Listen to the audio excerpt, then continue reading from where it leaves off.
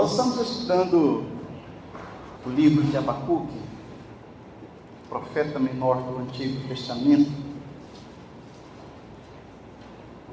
Nós vimos lá o capítulo 2, eu vou pular algumas coisas do capítulo 2 aqui, a gente vai hoje direto para o capítulo 3. Eu quero pedir perdão aos irmãos, eu estou aqui sem a projeção dos versículos, mas os irmãos abram aí no livro de Abacuque, no capítulo 3, nós vamos ver sobre a oração do profeta.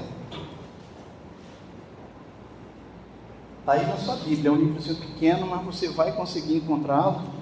Na minha Bíblia é número 1339. Dá uma procuradinha aí que você encontra o livro de Abacuque, ali próximo de Sofonias, de Naum, tá? Você vai encontrar o livro de Abacuque. Amém? Eu trago como título para esta mensagem Forças Renovadas, Igreja Avivada. Abacuque, nós vamos nos limitar aos versos 1 e 2 deste livro. Talvez a gente avance um pouquinho no versículo 3, mas provavelmente não. Eu quero fazer a leitura então desses versículos, tá? De Abacuque capítulo 3, versos 1 e 2, e diz assim, versículo 1, oração do profeta Abacuque sob forma de canto. Tendo ouvido, ó Senhor, das tuas declarações, e me sinto alarmado. Aviva a tua obra, ó Senhor, no decorrer dos anos, e no decurso dos anos, faze-a conhecida. Na tua ira, lembra-te da misericórdia. Amém? Esta oração, algumas Bíblias traz assim, traz uma versão diferente, aparece um nomezinho aí, Sigiote, que significa exatamente, algumas Bíblias trazem essa versão assim, oração do profeta Abacuque sobre Sigiote, né? Essa palavrinha, talvez tenha na sua Bíblia aí, é uma palavra cujo significado é desconhecido, o significado, pelo menos o significado exato é desconhecido, e ela acredita-se que essa palavra tem um significado musical litúrgico, visto que essa oração de Abacuque, ela era cantada, né? Então ela foi musicada, era um cântico que Abacuque fez então ao Senhor, tá? Então talvez a sua Bíblia traga essa palavrinha, você talvez não tenha entendido isso.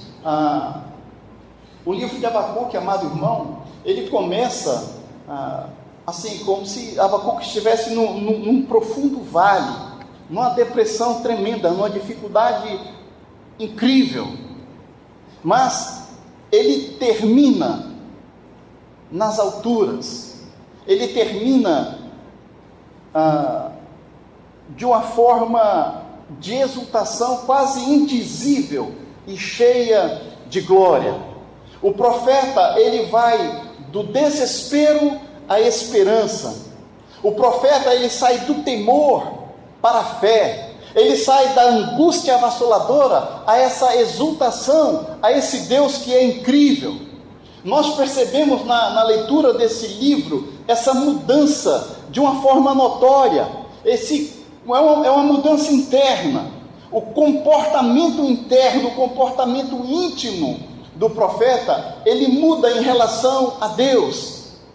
Essa mudança, amado irmão, que acontece na vida do profeta, no interior do profeta, no ser, no coração do profeta, é uma mudança que ela é fruto,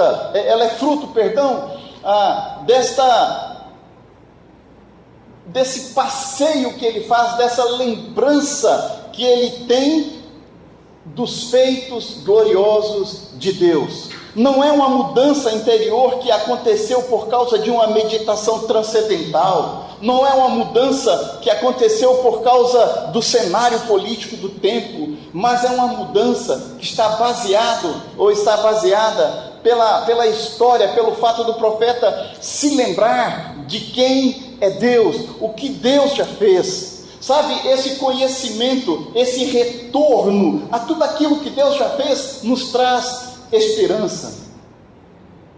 Se você estiver numa situação incrível, numa situação difícil, amado irmão, lembre-se de tudo aquilo que o Senhor já fez por você, de como Deus tem te sustentado em momentos tão difíceis. E o profeta está ali, naquela situação. A sua cidade vai ser invadida pelo exército babilônico, os caldeus, um povo terrível. O profeta busca o Senhor está em silêncio, o Senhor não responde, o profeta está angustiado. E agora no final do livro, depois que Deus responde ao profeta, ele ora esse cântico de gratidão, exultando a esse Deus glorioso. O conhecimento de Deus, o conhecimento das obras de Deus, é o maior antídoto para o desespero. Você está desesperado? Procure conhecer Deus. Procure buscar Deus. Olhe para o que tudo que o Senhor já fez. Porque quando nós nos voltamos para as Escrituras, nós descobrimos, amados irmãos, que o controle da vida, que o controle do mundo, o controle da história, ela não está nas mãos de pessoas poderosas ou de nações poderosas, como era o caso da Babilônia, mas o controle da história está nas mãos daquele que está sentado sobre um alto e sublime trono. O Senhor coordena toda a história, nada é por acaso. O grande império babilônico, ele cairia, e a pequenina Judá prevaleceria. Sabe, Deus desbanca a altivez dos poderosos e exalta os humildes. Eu quero destacar aqui, amados irmãos, alguns pontos. Sabe, quando tudo parece perdido, com Deus ainda não está. Sempre há uma esperança com o Senhor. Qualquer analista político que olhasse aquela situação vivenciada por Abacuque, ele lavraria uma sentença de morte assim, ao pequeno rei de Judá rapidamente. Não, Judá não vai prevalecer, Judá vai desaparecer. A Babilônia, o exército babilônico, eles eram donos do mundo. Eles eram detentores de um poder irresistível e de uma crueldade indescritível. Jerusalém seria esmagada de forma impiedosa, não tinha chance. Jerusalém seria pisado pelos opressores. Eles não tinham como resistir à Babilônia. Mas o forte se torna fraco, e o fraco é revestido de poder e de força no Senhor. O apóstolo Paulo nos lembra essa verdade com as seguintes palavras. Paulo diz lá em 2 Coríntios capítulo 12, versículo 10: quando eu sou fraco, então é que eu sou forte. Porque o poder de Deus se aperfeiçoa na nossa fraqueza. Quando já nós não temos mais condições, quando já nós não temos mais habilidade, força, condição nenhuma, é que nós percebemos que Deus tem todo o poder. Porque enquanto você está fazendo tudo na força do seu braço, talvez você pense, eu não preciso de Deus. Mas quando você já não tem mais força no braço, e você vê as coisas acontecendo, então você diz, nossa, é Deus que está fazendo. É o Senhor que está fazendo. Nós percebemos isso quando nós não confiamos mais em nossa própria capacidade, e quando nós confiamos em Deus. Nisso reside a nossa força. Confia no Senhor. Esse é o segredo da sua vitória. Se você quer ter uma vida vitoriosa, confia no Senhor. Babilônia caiu, Judá foi restaurado. Sabe, nenhum poder político, poder econômico pode frustrar os desígnios de Deus. Nenhum exército, por mais poderoso que seja, pode frustrar aquilo que Deus já determinou. O plano de Deus, ele prevalece, ainda que toda a terra se levante contra esse projeto de Deus. Amados irmãos, nós precisamos aprender a seguir as pegadas de Deus, porque esse é o caminho da vitória. Permita que Deus vá à sua frente. Siga o Senhor, apenas siga o Senhor. Quando Josué recebeu ordem para invadir ou para tomar posse da terra prometida, o Rio Jordão estava transbordando, era uma cheia incrível. E o Senhor disse: olha, que o povo vá à frente, a arca do Senhor vai à frente, os sacerdotes levem a arca, e o povo mantenha uma distância entre a arca e o povo, porque o caminho por onde nós vamos passar vocês não conhecem ainda. E a arca do Senhor, ou seja, a presença do Senhor foi à frente, e quando eles tocaram a água, as águas do Jordão se separaram, e eles passaram a pés enxutos. Muitas vezes, como dizia minha querida mãe, a gente quer colocar o carro na frente dos bois. A gente quer ir na frente e meio que olha para trás. Bora, Deus, comigo? Nós precisamos deixar Deus ir à frente. É o Senhor que conhece o caminho.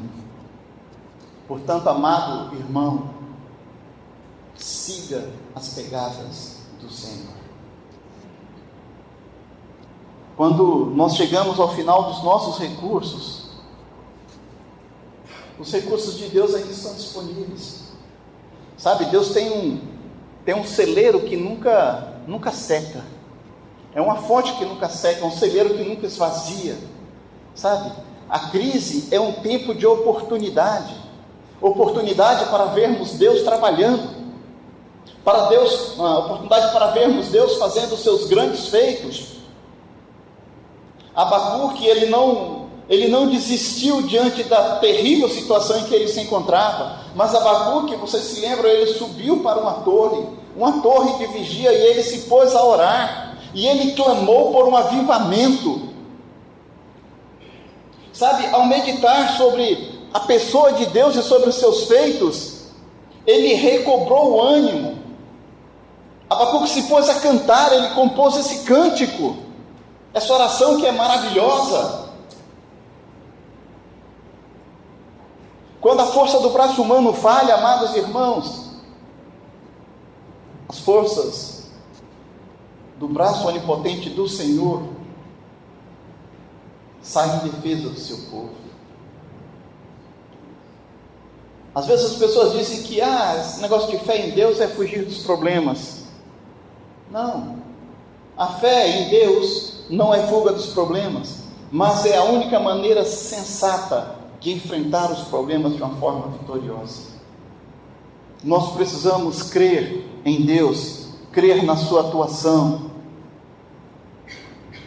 Muitas vezes nós somos encurralados pela crise, então nós precisamos aprender como profeta a olhar para o alto, porque do alto que vem o nosso socorro, como diz o salmista.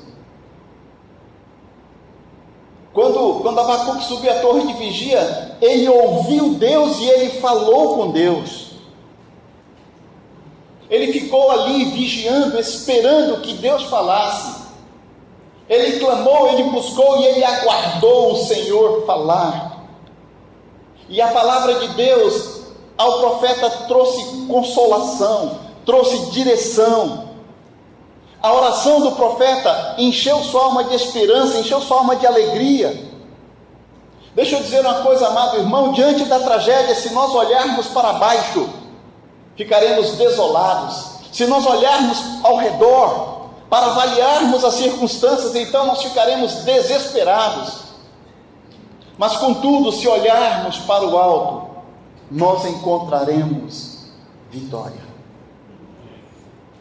Porque é do alto que vem a nossa ajuda.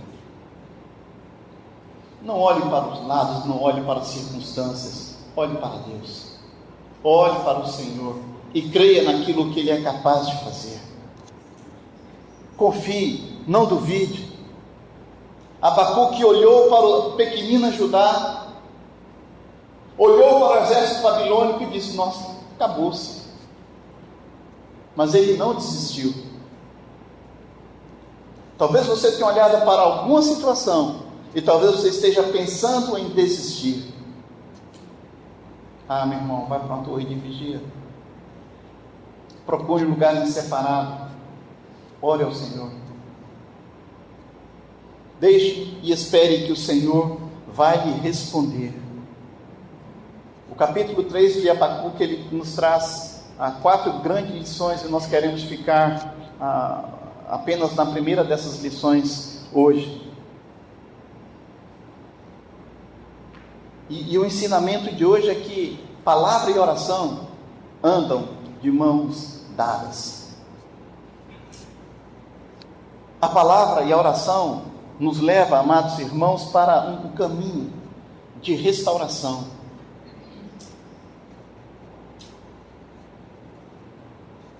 O texto, para você se lembrar, diz: oração do profeta Abacuque sob forma de canto. Tenho ouvido, ó Senhor, as tuas declarações e me sinto alarmado. Aviva a tua obra, ó Senhor, no decorrer dos anos e no decurso dos anos faze-a conhecida. Na tua ira, lembra-te da misericórdia, diz o profeta. O profeta, amado irmão, ele escuta o que Deus falou para ele. E quando nós olhamos para o capítulo 2, nós vimos que Deus disse para o profeta, ali nós encontramos os 5 ais contra a Babilônia, não é? 5 vezes o Senhor disse: ai desse povo, porque eu vou destruí-los. O profeta ficou sem entender. Primeiro, porque Deus levantou um povo tão terrível, tão malvado, para destruir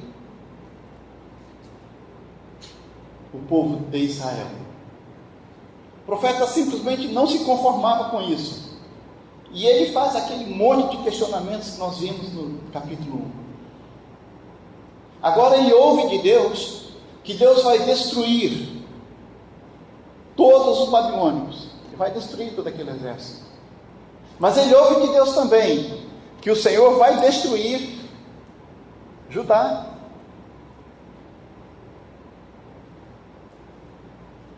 O pecado não fica impune. Deus levantou um povo para castigar Israel, e agora Ele iria castigar aquele povo. E o profeta escuta sobre essa disciplina, sobre o juízo de Deus sobre Babilônia. Isso deixa alarmado. A palavra de Deus, ela trouxe um impacto muito grande ao coração do profeta. Ele ficou de fato alarmado ao perceber que o Deus Santo e Soberano não deixaria de julgar o pecado. Deus vai julgar o pecado, seja na vida do seu povo, ou seja na vida daqueles que não são o seu povo. A revelação de Deus transformou Abacuque de uma forma impressionante. Quando ele percebe o plano de Deus, o projeto de Deus, a justiça de Deus, o juízo de Deus, os grandes feitos de Deus, aquele Abacuque questionador se transforma no Abacuque adorador. A revelação do juízo de Deus tirou do vale do medo e o colocou na montanha da fé. E ali o profeta firmou os seus passos. Ele sabia que servia ao Deus justo. Sabe, amado irmão,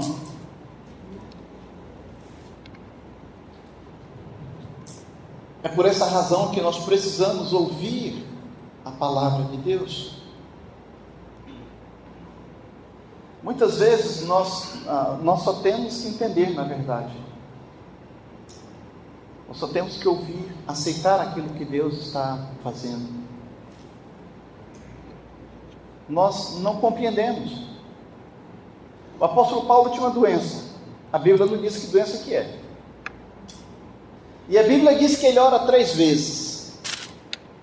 Senhor, essa doença está atrapalhando no ministério. Era um pedido justo. Essa doença atrapalha o meu ministério. Senhor, cura isso. E nada. E ele ora de novo, Senhor, nada. E ele ora outra vez. E Deus responde para ele: Paulo, a minha graça te basta. Você vai ter que viver com isso. E sabe, a partir do instante que Paulo compreendeu isso, você não encontra em nenhum mais dos seus escritos qualquer reclamação, qualquer pedido, absolutamente nada. Ele aceita a vontade do Senhor. Jesus no Getsêmani: Pai, se for possível, passa de mim esse cálice, mas seja feita a tua vontade. E depois que Jesus saiu do Getsêmani, nós não podemos ver Jesus mais falando absolutamente nada, reclamando de nada, pedindo socorro, nada, absolutamente nada. Ele simplesmente está pronto para aceitar os desígnios de Deus. Como precisamos aprender a ouvir Deus? Aceitar aquilo que o Senhor tem para nós. Precisamos ouvir a palavra divina, seja por meio do estudo pessoal das Escrituras. Querido, a Bíblia é Deus falando com a gente. Isto é a palavra de Deus. Deus fala através disso aqui. Então nós precisamos ouvi-lo, seja por meio então do estudo sistemático das Escrituras, seja por meio da nossa participação nos cultos, ouvindo mensagens bíblicas, seja nos nossos momentos devocionais, seja nos nossos momentos ali a sós com o Senhor. A palavra de Deus, quando ela é ouvida, amado irmão, com sinceridade, ela produz em nós uma visão muito clara de quem é Deus e de como Ele age. Isso nos proporciona segurança, isso nos traz tranquilidade, porque nós sabemos que a vontade de Deus é sempre boa, perfeita e... Muitas vezes nós não entendemos, mas nós sabemos. Então nós só temos que confiar. Outra coisa, irmãos, ouvir a palavra de Deus deve nos levar a essa oração fervorosa. Palavra e oração, elas precisam andar de mãos dadas. Nós não podemos unir aquilo que Deus separou. A palavra está ligada à oração, a oração está ligada à palavra. Intimidade com o Senhor. Abacuque ouve e Abacuque ora. A palavra de Deus, amado irmão, produz em nós dependência de Deus. É o conhecimento de Deus que nos leva a orar ao Senhor. Quem conhece pouco, ora pouco. Quem conhece nada, ora nada. Mas esse conhecimento de Deus, ele nos aproxima do Senhor, nos faz depender do Senhor, porque nós entendemos quem é Deus e quem nós somos. E quando nós temos essa visão clara de quem é Deus e de quem nós somos, então somos dependentes do Senhor, naturalmente dependentes do Senhor. Sabe, a voz de Deus, ela nos põe de joelhos. Os apóstolos, amados irmãos, eles entenderam que precisavam dar primazia à oração e colocar o ministério da palavra também como algo prioritário Atos 6, verso 4. Mas nós perseveraremos na oração e no ministério da palavra, disseram os apóstolos. Ao longo da história, e se você ler a história da igreja, ou se você ler a Bíblia, onde conta a história do povo de Deus, você vai perceber que a igreja sempre triunfou quando ela deu o primeiro lugar à palavra, quando ela deu prioridade à oração.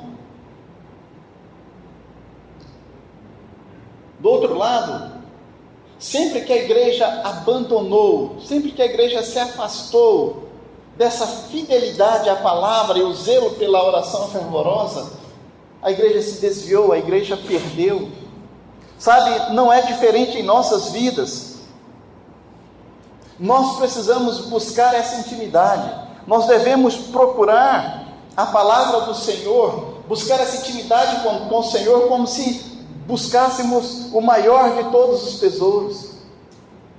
Precisamos priorizar, mas nós estamos tão ocupados com tantas outras coisas que oração e leitura da palavra não é prioridade. Nós estamos tão cansados que não dá para orar. Nós trabalhamos o dia inteiro. Aí quando você chega em casa à noite, 10, 11 horas da noite, chegou da faculdade ou do trabalho, um bom banho e uma boa cama, uma oração bem egoísta. Oh, Deus me abençoe, me deu uma noite de sono tranquilo, amém. Tu já está dormindo. Mas de manhã cedo não, de manhã cedo você acorda descansado, né? Tranquilo, de boa. Aí você vai lá, separa o seu cantinho, joga o travesseiro no chão, aí se ajoelha no travesseiro e você gasta meia hora orando. Acorda, pastor. Senta na cama, oh Deus, obrigado pelo dia, me dá um dia abençoado, amém. Pronto, já orei.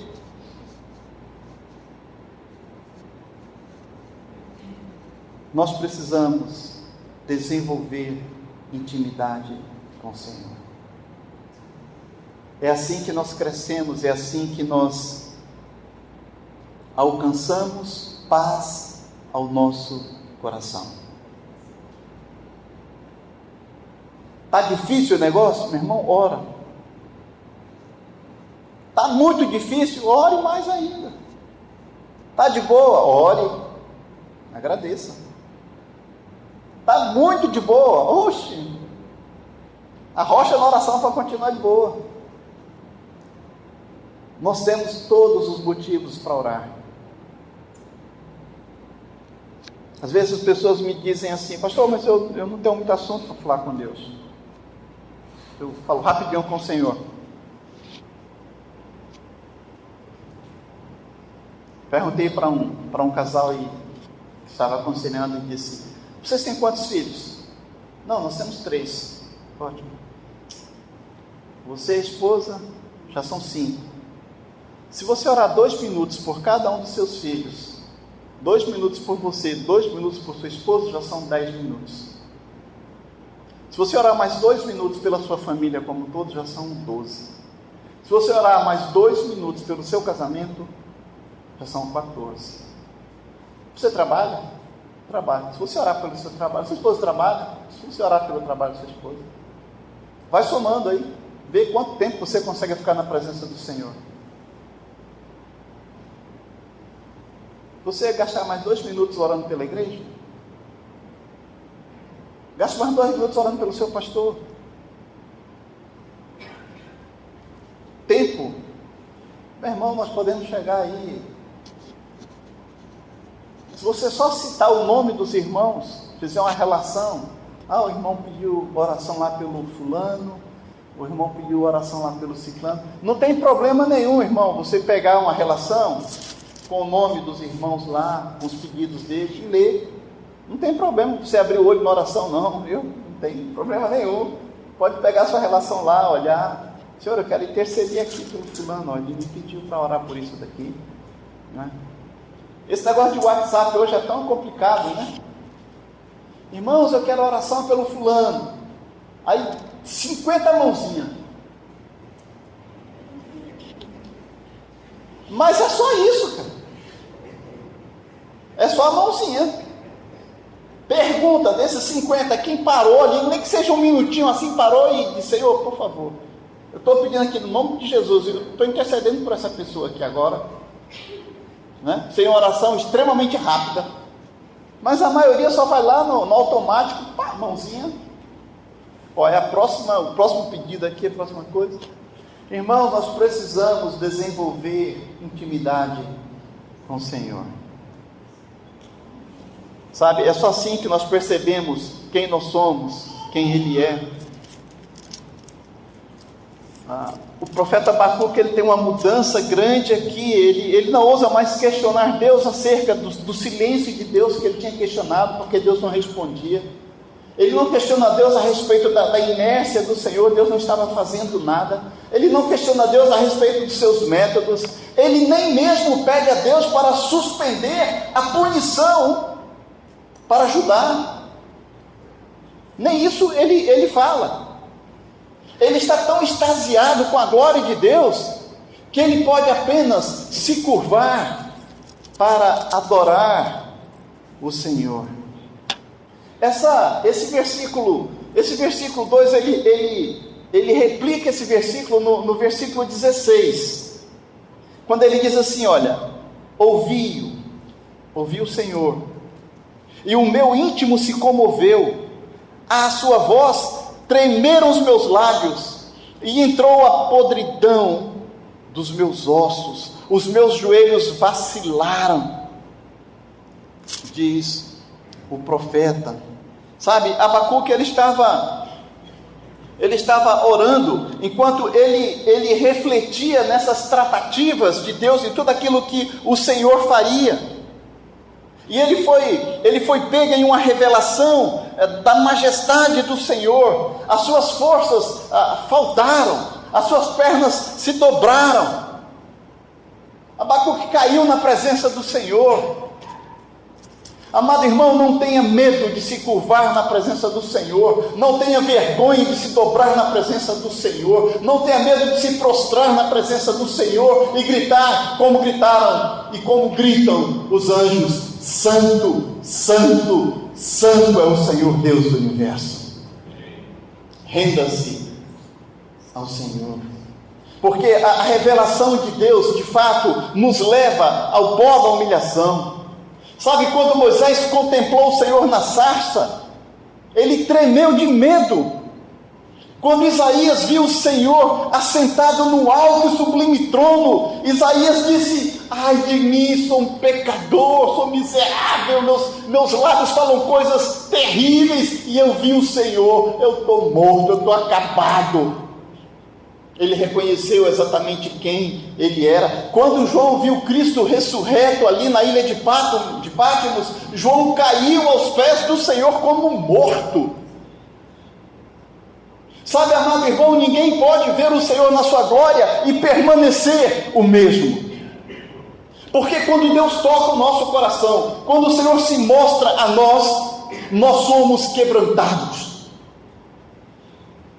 Então a minha pergunta para você é exatamente essa: qual foi a última vez que você sentiu a presença do Senhor na sua vida? Qual foi a última vez que o Senhor falou com você? Qual foi a última vez que você foi jogado aos chãos? Qual foi a última vez, querido, que os seus olhos se encheram de lágrimas e o seu coração foi completamente quebrantado com o peso, com a presença da glória majestosa do nosso Deus? Busque a presença do Senhor. Quem conhece Deus e quem ouve Deus é transformado por Ele. Observe a mudança em Abacuque. Os pedidos do profeta já não são por livramento. Ele tira o homem do seu foco e ele coloca o foco agora em Deus. Ele não pensa mais nos méritos da sua nação. Ele não pede por livramento. Ele não levanta ao céu suas vozes para pedir que os caldeus deixem de invadir Jerusalém. deixa de saquear o templo. Abacuque não ora para que Deus mude o seu plano. O foco do profeta agora era uma preocupação pela causa de Deus, pela obra de Deus, pelo propósito de Deus. O seu apelo agora era para que Deus avivasse a sua obra no decorrer dos anos. O profeta, amado irmão, ele não pede mais que a vontade do homem seja feita nos céus, mas ele pede que a vontade do céu seja feita na terra. Ele não está mais preocupado com os homens, ele não está mais preocupado com o juízo, ele está preocupado com a glória, ele está preocupado com o reino, ele está preocupado com aquilo que o Senhor disse que faria.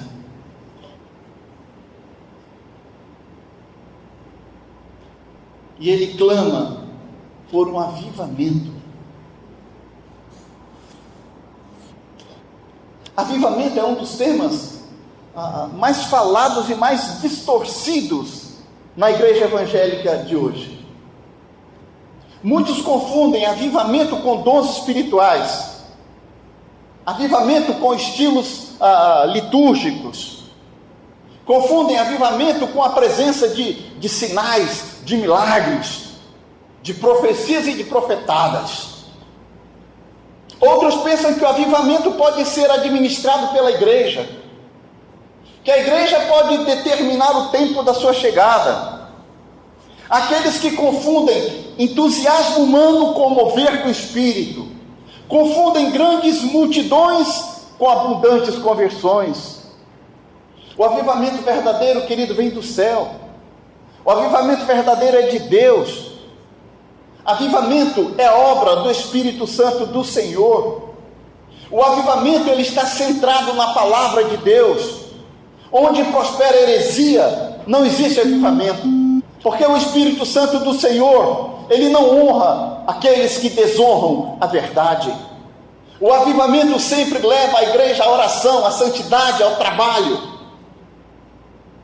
Uma igreja avivada ora, uma igreja avivada busca santificação, separação. Uma igreja avivada, ela trabalha.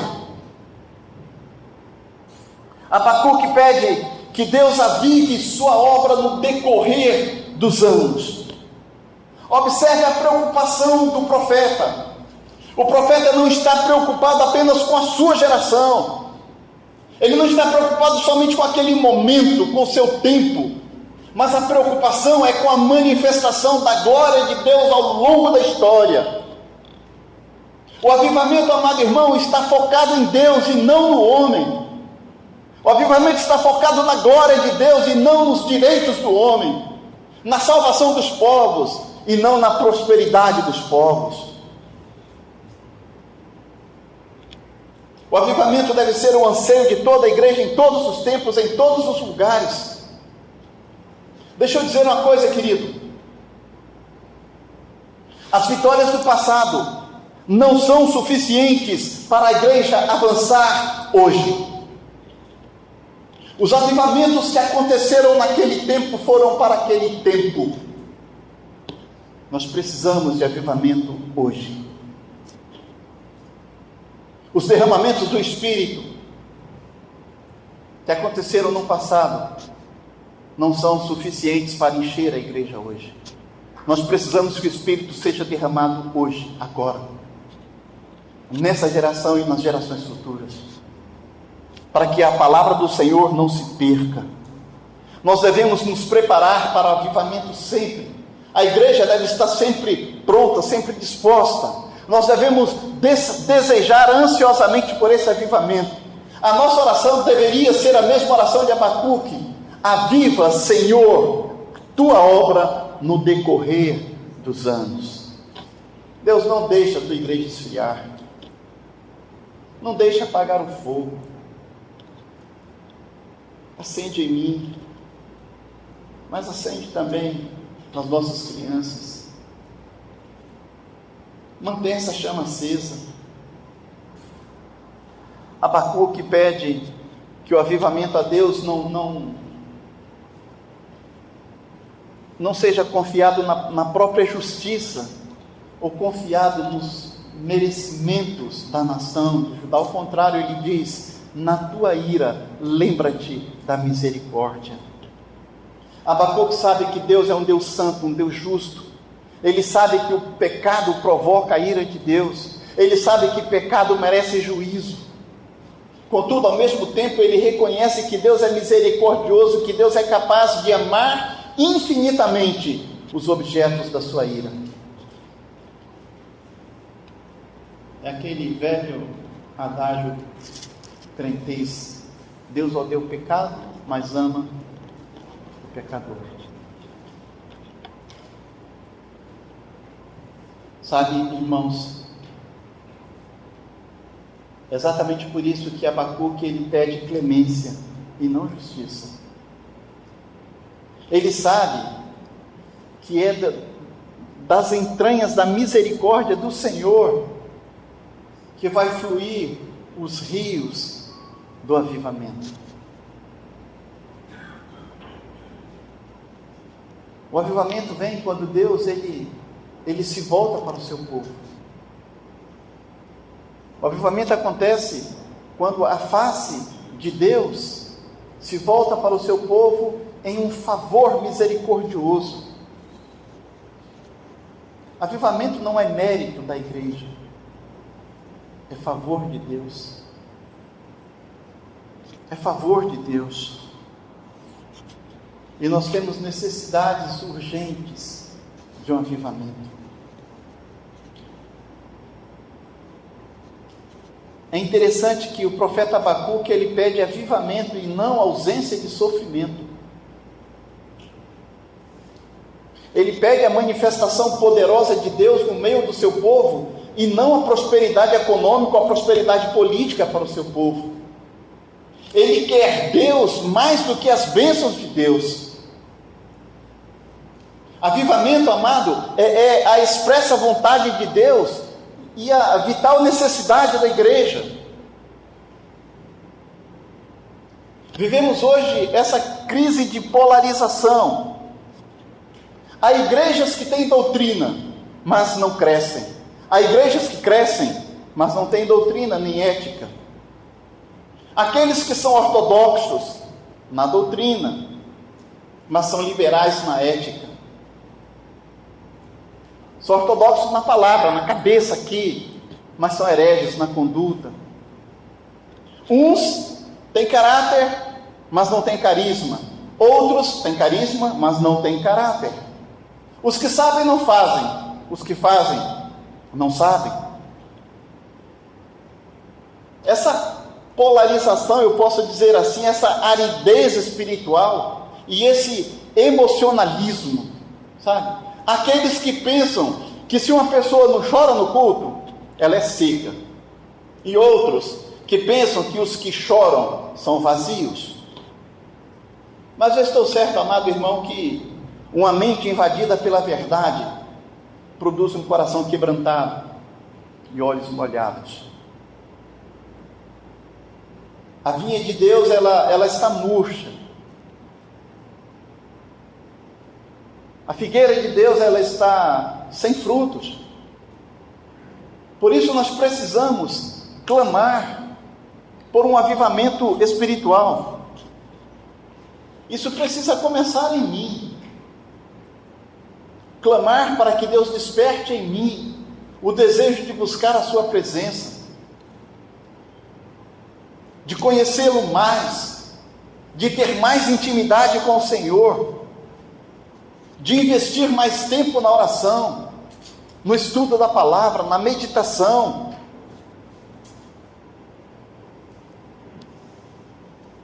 Avivamento, amado irmão, palavra tão confusa, tão confundida, né? Hoje, porque se confunde avivamento com esses caguetes pentecostais, com esses modismos heterodoxos, com danças litúrgicas, com pirotécnicas, com cultos encharcados de emocionalismo, propagandas de milagres. Outros confundem avivamento com ajuntamento. Nem sempre a multidão reunida é sinal de avivamento. Avivamento não é fabricado na terra. Já disse, avivamento vem do céu. A igreja não produz chuvas do Espírito. A igreja pode apenas dobrar os joelhos e clamar para que as chuvas do Espírito venham e reguem a terra. Avivamento, amado irmão, é obra do Espírito. Uma obra que traz restauração para a igreja, salvação para o mundo e glória para Deus. O avivamento, amado, ele é concebido, eu posso dizer assim, no útero do quebrantamento, e nasce com o choro do arrependimento. É preciso corações quebrantados, arrependidos, para que Deus traga avivamento. Enquanto o nosso coração for duro, enquanto as nossas coisas estiverem acima das coisas do Senhor, nós podemos fazer o que quiser. Nós podemos pular, virar, dançar, cantar, chorar, sabe, inventar o que for, mas o avivamento não virá, até que de fato nós tenhamos o nosso coração quebrantado e os nossos olhos molhados, em sinceridade, em adoração e em louvor a Deus. Então, talvez o Senhor derrame esse avivamento sobre nós. O avivamento, ele é marcado por oração abundante. Assim como a chuva cai sobre a terra seca, é assim que caem as torrentes do Espírito sobre a igreja. Enquanto não houver sedentos, não haverá chuva. Enquanto não tivermos sede de Deus, não receberemos as águas do Espírito. Não há derramamento do Espírito sem que a igreja tenha sede de Deus. Hoje a igreja está substituindo o Deus das bênçãos pelas bênçãos de Deus. A igreja quer a dádiva, mas não quer o doador. Ela quer a bênção, mas não quer o abençoador. Ela quer as riquezas do mundo, mas não quer as riquezas dos céus. E essa atitude está na contramão do verdadeiro avivamento. O verdadeiro avivamento, ele traz poder para a igreja. Para a igreja que hoje está impotente. A igreja tem muitos templos ricos, mas não tem a glória de Deus em seus santuários. A igreja tem crentes que são influentes na sociedade, mas não possui pessoas influentes nos céus.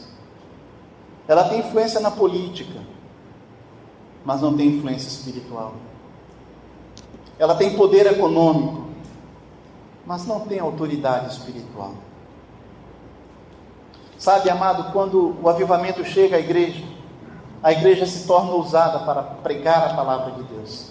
Cada crente se torna um embaixador, um ministro da reconciliação. Quando o avivamento vem, a igreja cresce, primeiro, em oração, segundo, no estudo da palavra, terceiro, em números.